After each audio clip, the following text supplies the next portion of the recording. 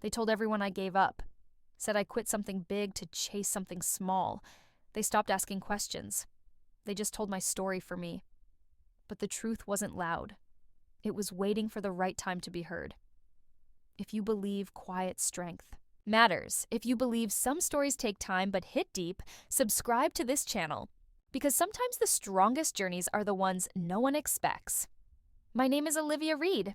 I'm 31 years old. I live in a tiny apartment above a bookstore in Seattle. I make my own coffee, pay my own bills. And guess what? My family still thinks I'm a disappointment. I was supposed to be a doctor. The smart one, the overachiever, the golden child. But then I wasn't. I left med school in my second year. It wasn't because of drugs or trouble or scandal, just burnout. I felt empty inside. No one noticed because I still smiled at family dinners. After I left, my dad didn't talk to me for months. My mom cried and told everyone I was just taking a break. My little brother Ryan moved on. He became the family's new star. Finance. Degree, nice office, engaged to a great girl. And me. I started teaching tech to senior citizens in my neighborhood. For money, for sanity, for something to do. At first, it felt like failure. Then it started feeling like purpose. One-on-one lessons in coffee shops grew into group classes at the library, then online webinars. Then I built a website called Elderbright. The goal? Help people over 60 stay connected in a world that often forgets them. We taught email, video calls, online banking, how to stay safe online, even how to spot fake news before it spreads. It wasn't flashy or a big startup, but it worked. One time, I helped Mrs. Given. She was 83, had 2 hip surgeries, and a big personality. It took us 40 minutes to get her Zoom working. She called me darling and joked, "This machine hates me." But when she finally saw her son on screen, who lived 3 states away, she gasped, covered her mouth, and whispered, "You brought my baby into my living room." Moments like that don't make the news, but they change lives. And that's why I made Elderbright. In 3 years, we had over 80,000 users, worked with state groups, and nonprofits begged us to help more communities. We were changing lives, one patient at a time, but to my family, I was just doing some online teaching thing. They never asked how it was going or said they were proud. To them, I'd left the golden path and got lost in the woods. But I built my own path and helped others follow it.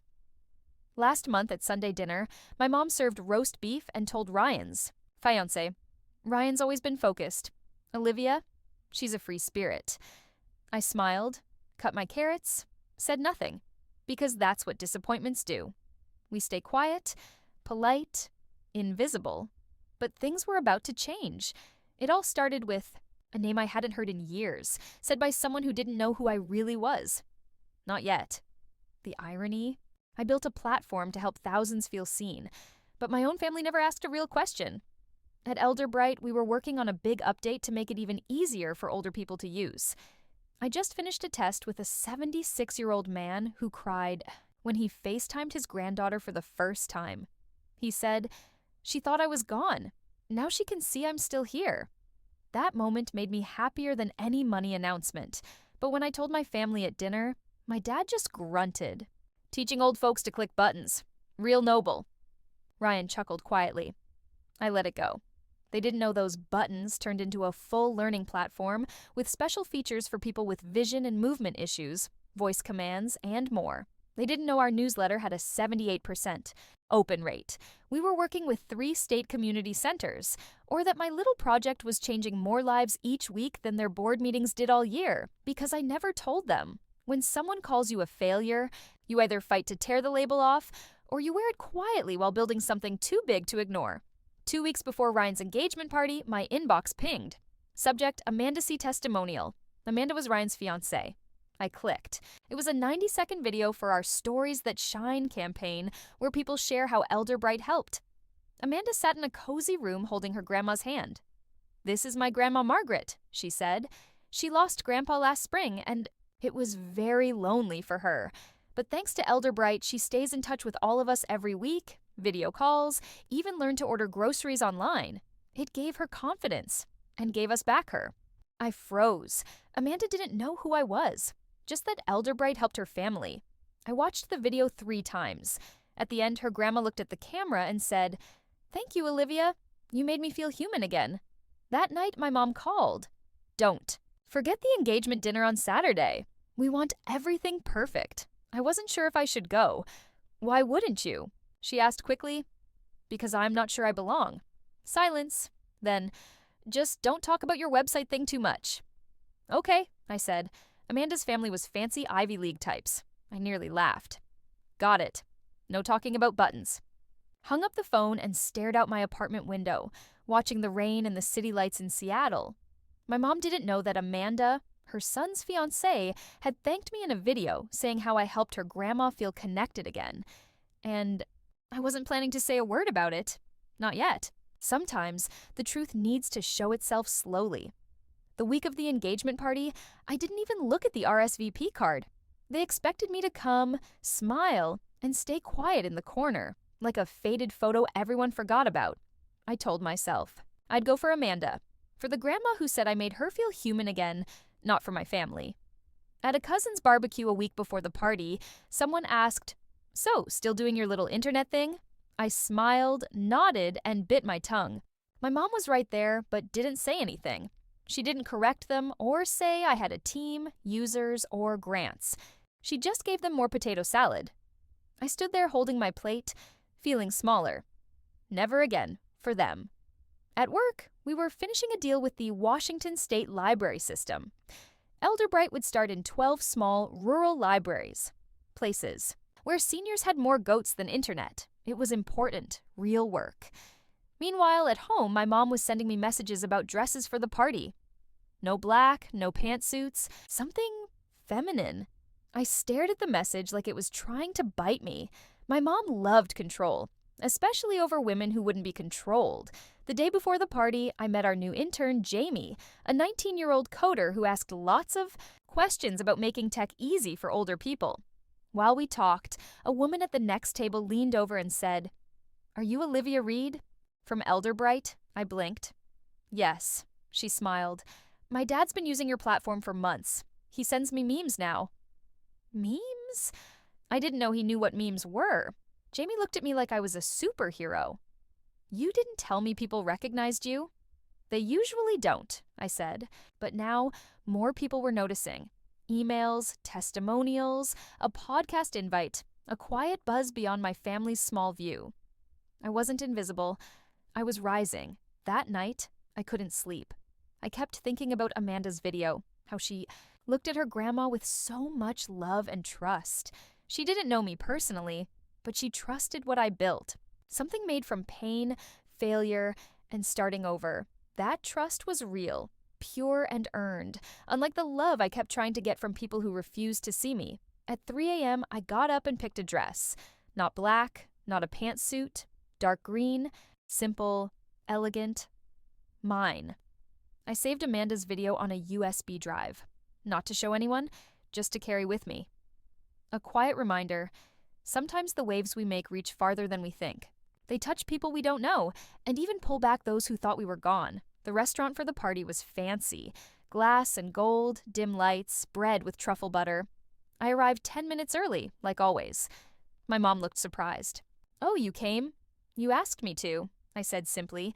She wasn't happy. I could see it in her tight smile and the way she looked at my dress. Like it was too bold, too different. I sat near the end of the table, far enough to be out of focus. Just how they liked it, Ryan and Amanda came in 15 minutes later. Smiling and glowing. Amanda hugged everyone, even me. She didn't say much, didn't recognize me. Not yet. The night went on with speeches and champagne. Ryan's boss said something that sounded fancy. Amanda's dad talked about legacy and loyalty. I nodded quietly, invisible again, until dessert. Amanda leaned over, eyes curious. "I've been meaning to ask, Olivia, what do you do again?" The room got quiet. My mom froze. I took a sip of water. "I run a platform to teach older adults digital skills." "Wait, like online classes?" "More like a special system to help people keep using it. We focus on accessibility. Things like screen readers, big text, voice commands." Amanda blinked. "What's it called?" "Elderbright." She stared at me, eyes wide. "No way. You're Elderbright?" I nodded. I started it. She covered her mouth, looked at Ryan, then back at me. You're the Olivia Reed, the founder, the face of Elderbright's Stories That Shine campaign? Now the room wasn't just listening, it stopped breathing. My mom's fork paused midair. Amanda said, "My grandma Margaret used Elderbright every day until she passed. You helped her video call our family every Sunday. You gave us more time with her. I submitted a video to your campaign." I smiled gently. "I know. I saw it. It meant a lot." Amanda stood up. "Why didn't you say anything?" I shrugged. "It wasn't the right time." She turned to the table. "I don't think you all understand. This woman built a national program from nothing. She's been featured on NPR and Forbes. She's changing lives." Aunt Linda gasped. Uncle Joe cleared his throat. My dad looked down at his wine. Mom opened her mouth, then closed it again. Amanda kept going. I can't believe I'm meeting you. You helped my family. My grandma never called herself smart until she used your platform." She sat there, stunned. Ryan leaned toward me. "I didn't know. You never asked," I said. Calm. Silence again, but this time it wasn't cold. It was awe. The rest of the night felt different. People whispered, not behind my back, but toward me. Toasts started including Olivia's amazing work. My mom sat stiff and quiet, like she was trying to rewrite the story in her head. For the first time in a long time, I didn't feel like a footnote. I felt like the headline, not because I demanded it or interrupted, because the truth walked in on its own and refused to stay quiet. The next morning, I woke with a strange calm in my chest. It wasn't pride or revenge. It was something deeper, like a door finally closing softly, not slamming. My phone buzzed. A message from Ryan. "I'm sorry I never asked. Simple. No excuses. No emojis." Stared at it, then turned the screen face down. That afternoon, my mom called twice. I didn't answer. Not out of spite. I just didn't know what she'd say, and I didn't want her to make it smaller than it was. Not this time. That night, I walked down to the pier. The air was crisp, salty, and pine-scented. The world felt paused, like something quietly cracked, open, and the light was deciding how far to reach. I thought of Amanda's face when she connected the dots. Not just recognition, but respect. Not for fame, but for impact, for meaning. And I thought about all the years I spent shrinking because I believed their silence meant I wasn't enough, but now I knew better. 2 days later, a letter arrived. Real paper. Handwritten from my mom. "Dear Olivia," I watched the video Amanda sent me. I cried. Not because I didn't know what you'd built, but because I realized I never bothered to ask. I was so focused on what you walked away from that I never looked at what you were walking toward. You did what no one in this family ever had the courage to do. You failed and kept going. And in doing that, you taught people how to find their voice again, including me. Love. Mommy read it 3 times. Then I folded it slowly and placed it by my desk. Not framed, not displayed, just kept. Because this time, I didn't need proof on the wall.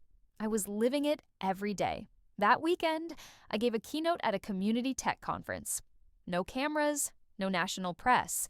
Just 60 people in a rec center auditorium, most holding notebooks and hope. I told them the truth. I was never supposed to be here. I was supposed to be someone else, but life had other plans. And I stopped arguing. When the room stood to applaud, I didn't cry, but I did smile. Not the polite kind. The kind that reaches your spine. The kind that says, "I made it, and I didn't need permission." 3 months later, Amanda asked me to lunch. Not as Ryan's sister, as Olivia, the founder, the woman who built something from ashes and dared to call it beautiful.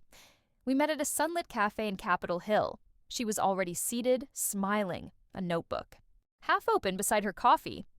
"I've been thinking," she said. "There's a foundation I volunteer with. They fund social impact startups, especially women-led ones." She slid the notebook toward me. "Inside, notes, numbers, connections. If you're ready to scale, I think we can help." I didn't blink.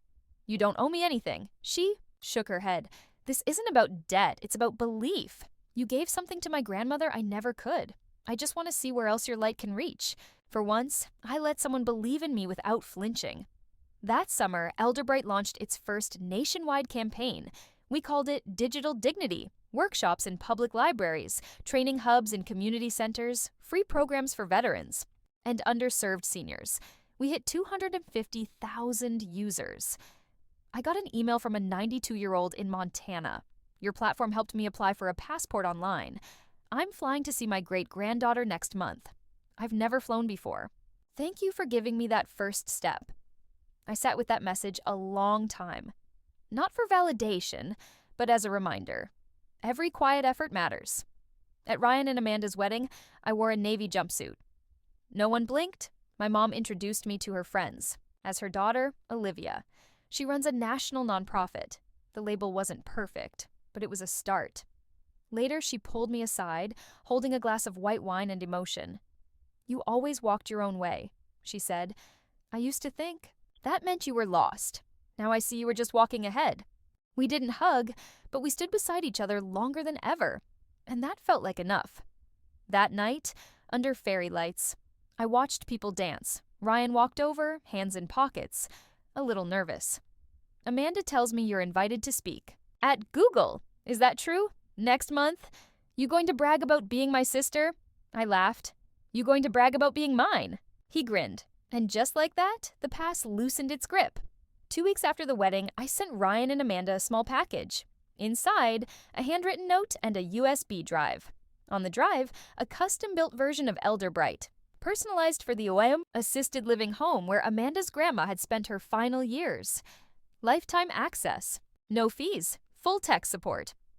I told no one, no press release, no credit, just a simple note. Some connections outlive misunderstanding. Thank you for helping mine find her voice. Amanda called the next morning. She didn't speak at first, just breathed through tears and whispered, "You didn't have to." I smiled. I know. That's why I did. Back home, I printed a quote and taped it to my fridge. They'll tell everyone you failed until one day they ask how you did it. No signature, no bitterness, just truth. Beneath it, my reflection in the fridge door. Smiling, solid. Because this time, the light wasn't coming from anyone else. It was mine all along. Where are you watching from today? I'd love to know what part of the world you're in. And if this story stirred something in you, drop a comment below and share your thoughts. You never know who might need to read your words. If this story spoke to you and you believe in quiet, victories, personal growth, and stories that matter, be sure to subscribe. There's so much more ahead, and I'd be honored to share it with you.